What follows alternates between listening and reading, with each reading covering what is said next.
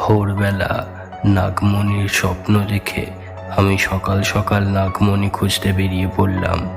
গিয়ে দেখি আমার মতো অনেকেই তাদের পোষা সাপ নিয়ে নাগমণি খুঁজতে বেরিয়েছে, যার জন্য সাপের লাইন লেগে গেছে। তারপর তাড়াতাড়ি আমার পোষা সাপের মধ্যে উঠে পড়ে অপেক্ষা করতে লাগলাম। কিছুক্ষণ পর দেখলাম আমার পোষা সাপের খিদেতে নাড়ি চোঁচো করছে।